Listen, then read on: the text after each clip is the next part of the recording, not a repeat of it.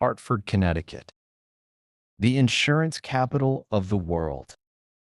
Along the Connecticut River, where broad water bends past meadows, bridges, and old brick streets, stands Hartford, a capital whose history reaches to the first experiments of self-government in New England. The city is often called the insurance capital of the world, but that title is only one layer of its story.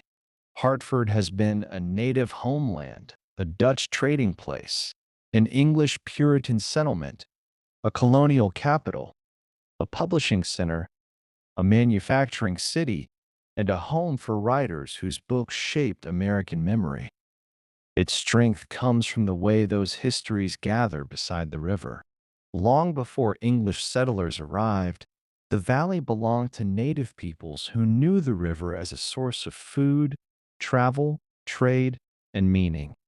The fertile meadows near present-day Hartford supported fishing, planting, and seasonal movement. The river connected inland communities with the coast, and its banks carried paths older than any colonial road. When Europeans entered the valley, they were stepping into a lived-in landscape, not an empty frontier. That truth gives Hartford's beginning a deeper and more honest foundation. Dutch traders came first among Europeans, establishing a small post called the House of Hope near the meeting of the Connecticut and Park Rivers in the 1630s. Their purpose was trade, especially in furs, and their presence showed how valuable the river already was. Soon afterward, English settlers from Massachusetts moved into the valley. In 1636, about 100 Puritans led by the Reverend Thomas Hooker traveled overland and founded the settlement that became Hartford. They named it after Hertford, England, but its political meaning would become distinctly American. Hooker and his followers wanted room to build a community with broader civic participation than they believed Massachusetts allowed. In 1638, Hooker preached a sermon that argued government rested on the consent of the people, a radical and memorable claim for its time. The next year, representatives from Hartford, Windsor, and Wethersfield adopted the Fundamental Orders of Connecticut. This document provided a frame of government for the Connecticut colony and has often been remembered as one of the earliest written constitutions in the American tradition. Hartford grew as a river town and a seat of colonial authority. Fields spread across the low meadows, while meeting houses, shops, and homes rose on higher ground. The Connecticut River carried timber, farm goods, and travelers, linking Hartford to the wider Atlantic economy. In 1662, King Charles II granted Connecticut a royal charter, joining older settlements under a broader colonial government. That charter became a symbol of local rights, and later generations would preserve its memory in the story of the Charter Oak, where tradition says the document was hidden from royal officials in 1687. The 18th century brought both prosperity and conflict. Hartford merchants traded goods through river and coastal networks, while artisans, printers, and public officials helped shape the town's civic life. During the American Revolution, Connecticut became known for supplying food, clothing, arms, and men to the Patriot cause. Hartford's location made it a useful meeting and planning place. George Washington met the French commander Rochambeau in Hartford in 1780, an event that connected the city to the larger military cooperation that helped secure independence. After the Revolution, Hartford remained central to Connecticut government, though the state had an unusual arrangement.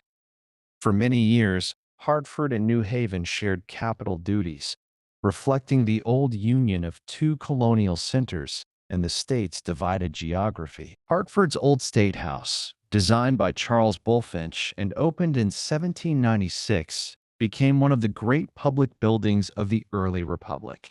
Its brownstone, brick, cupola, and balanced federal style gave Connecticut a dignified place for lawmaking, courts, ceremonies, and public debate.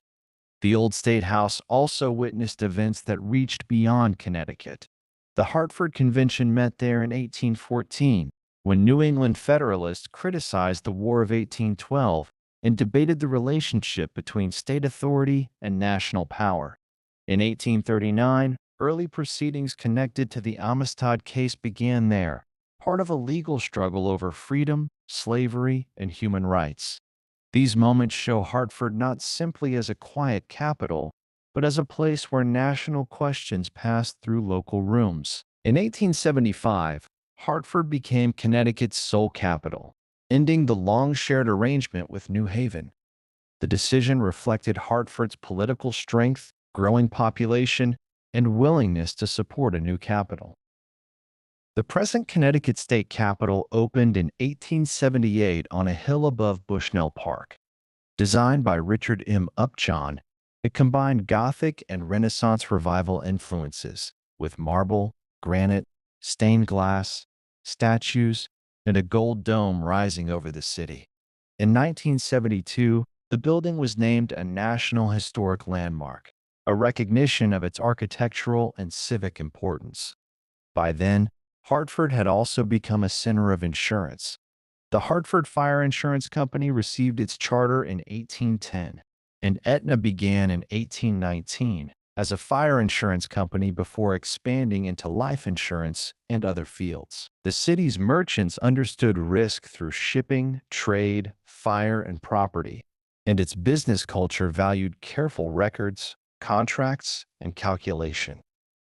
Over time, insurance towers and offices became part of Hartford's skyline. The industry gave the city wealth, jobs, and a reputation that traveled far beyond Connecticut. Hartford's 19th century identity was not limited to business.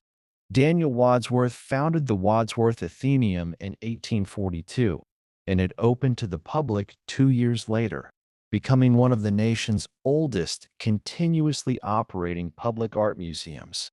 The city also became a publishing and literary center. In the Nook Farm neighborhood, Mark Twain lived with his family from 1874 to 1891, writing some of his best-known works while Hartford prospered around him. Nearby lived Harriet Beecher Stowe, whose writing had already helped awaken the nation's conscience against slavery. Manufacturing added another powerful layer to the city. Samuel Colt built his firearms factory in Hartford, and the blue onion dome of the Colt Armory became a symbol of industrial ambition. Typewriters, bicycles, machines, tools, and printed books tied Hartford to the wider story of American invention and production. Immigrants came for work, bringing new languages, churches, foods, and neighborhood traditions. Irish, Italian, Polish, Jewish, African American, Puerto Rican, and West Indian communities all helped make the capital more varied and alive. The 20th century brought change, success, and difficulty. Highways cut through older neighborhoods, factories declined, and some residents left for suburbs. Yet Hartford kept its institutions in memory. The riverfront has been reconnected to public life. Bushnell Park still opens green space beside the Capitol, and the old State House remains a reminder of the early republic. Museums, schools, churches, theaters, and historic houses keep telling the city's larger story, not as a single triumph, but as a long pattern of rebuilding. Across Hartford today, history remains visible in buildings, streets, and public spaces. The gold dome of the Capitol rises above the trees. The old State House stands downtown near streets once crowded with merchants and lawyers. The Wadsworth holds art within castle-like walls. The Twain and Stowe houses preserve the voices of writers who changed American literature and reform. The river moves past all of it, steady and broad, carrying the same current that first drew native communities, Dutch traders, Puritan settlers, and generations of workers to its banks. Hartford's place in Connecticut's story comes from the way it joined ideas to institutions. It helped give shape to representative government, hosted arguments over union and liberty, built lasting centers of art and learning, and turned the calculation of risk into a defining industry. The insurance capital of the world is also a capital of constitutions, conscience, books, factories, and neighborhoods. Beside the Connecticut River, beneath the gold dome and the old brick facades, Hartford still reflects the state it serves: practical, inventive, historically aware, and always carrying its past into the work of the future. It helped give shape to representative government, hosted arguments over union and liberty, built lasting centers of art and learning, and turned the calculation of risk into a defining industry. The insurance capital of the world is also a capital of constitutions, conscience, books, factories, and neighborhoods. Beside the Connecticut River, beneath the gold dome and the old brick facades, Hartford still reflects the state it serves: practical, inventive, historically aware, and always carrying its past into the work of the future.